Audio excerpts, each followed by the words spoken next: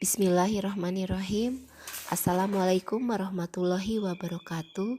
Saya Fitriani Indah Lestari dari SMK Negeri 1 Garut. Kali ini saya akan berbagi video pembelajaran dengan materi statistika. Setelah mempelajari materi ini, diharapkan siswa dapat mengidentifikasi pengertian statistik, statistika, populasi, dan sampel, serta dapat menyajikan data dalam bentuk tabel maupun diagram. Pengertian dasar statistika. Dalam statistika ada istilah datum, data, dan statistika itu sendiri. Data adalah kumpulan keterangan dari suatu kejadian atau objek, baik yang berupa angka, simbol, maupun sifat. Masing-masing keterangan tersebut disebut datum. Statistika adalah ilmu yang mempelajari cara atau metode pengumpulan data, penyajian data, pengolahan data sampai dengan penerikan kesimpulan. Berdasarkan jenisnya, data dikelompokkan menjadi dua, yaitu data kuantitatif berupa bilangan dan angka, serta data kualitatif bukan berupa bilangan, misalkan warna, jenis makanan, hobi, dan sebagainya. Berdasarkan kebutuhan terhadap pengolahan data, statistika dibagi menjadi dua bagian, yaitu statistika deskriptif dan statistik inferensi. Statistik deskriptif adalah segala informasi yang bisa menggambarkan data yang diperoleh, serta statistik inferensi adalah diperoleh dari data yang ada dan digunakan untuk menarik kesimpulan. Populasi dan sampel. Misalkan Anda ingin mengetahui pendapat pelajar SMK di Garut mengenai keinginan melanjutkan pendidikan ke perguruan tinggi, bekerja, atau mengikuti kursus-kursus keahlian setelah lulus sekolah. Pelajar SMK yang berdomisili di Garut disebut populasi, sedangkan beberapa pelajar SMK di Garut yang mewakili dalam jajak pendapat ini disebut sampel. Agar dapat dibuat kesimpulan, data harus disajikan dalam bentuk tabel atau daftar, serta bisa juga data disajikan dalam bentuk diagram atau grafik. Yang pertama, penyajian data dalam bentuk tabel atau daftar bisa dibuat seperti tabel berikut ini. Data dapat disajikan pula dalam bentuk diagram atau grafik. Yang pertama, diagram batang. Pada diagram batang ada sumbu tegak dan sumbu mendatar. Di sini subjek, yaitu jenis pelanggaran, disajikan pada sumbu mendatar, sedangkan pada sumbu tegaknya adalah jumlah atau frekuensi pelanggaran. Pada diagram batang horizontal masih terdapat dua sumbu, sumbu mendatar dan sumbu tegak. Bedanya pada sumbu mendatar dinyatakan sebagai jumlah atau frekuensi pelanggaran. Sedangkan pada sumbu tegaknya jenis pelanggaran atau subjeknya.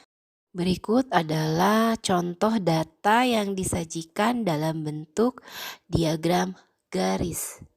Berikut adalah contoh data yang disajikan dalam bentuk diagram lingkaran.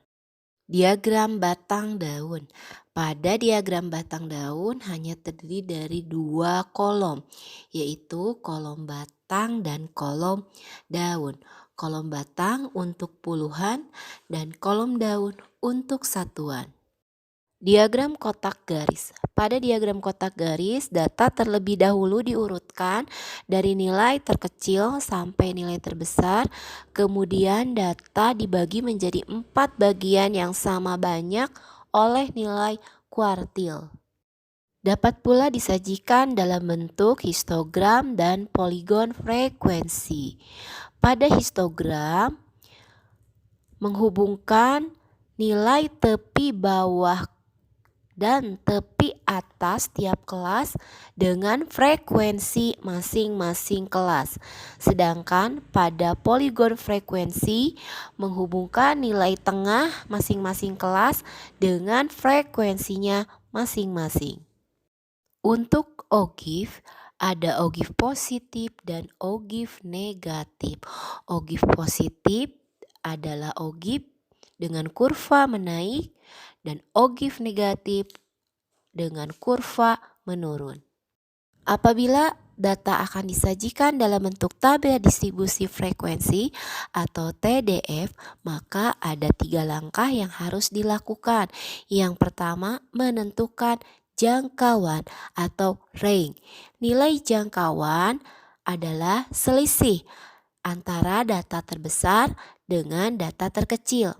Langkah yang kedua adalah menentukan banyaknya kelas atau K sama dengan 1 ditambah 3,3 log N, di mana K adalah banyak kelas dan N banyak data. Langkah yang ketiga adalah menentukan interval kelas atau panjang masing-masing kelas dengan rumus P sama dengan J per K, di mana P adalah panjang kelas interval, J range atau jangkauan, K-nya banyak kelas. Kemudian tentukan nilai setiap kelas. Berikut adalah hasil pengukuran tinggi badan untuk 40 orang. Cobalah untuk dibuat tabel distribusi frekuensinya. Yang pertama, tentukan nilai jangkauannya.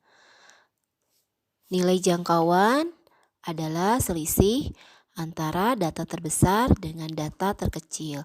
Di sini diperoleh nilai jangkauannya ada 57. Kemudian menentukan banyaknya kelas dengan rumus K sama dengan 1 tambah 3,3 log 40. Diperoleh nilai 6,286. Banyaknya kelas dibulatkan ke atas, yakni ada 7 buah kelas. Berikutnya adalah menentukan panjang kelas adalah jangkauan dibagi banyaknya kelas. Diperoleh panjang kelas 8,1428 yang dibulatkan ke atas menjadi 9. Kemudian penetapan tiap kelas diperoleh ada 7 kelas dengan nilai tepi bawah, tepi atas, dan titik tengah. Kemudian data disajikan dalam bentuk kolom dan baris. Pada kolom pertama memuat nilai interval data. Kolom kedua memuat titik tengah. Kolom ketiga adalah turus yang membantu menghitung frekuensi. Dan kolom keempat adalah frekuensinya itu sendiri. Baris pertama merupakan kelas pertama dengan batas bawah kelasnya 119 dan batas atas kelasnya 127. Nilai titik tengah 123, nilai titik tengah 123 diperoleh dengan menjumlahkan batas bawah dan batas atas dibagi 2. Sekian untuk video kali ini.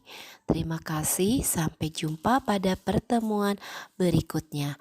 Wassalamualaikum warahmatullahi wabarakatuh.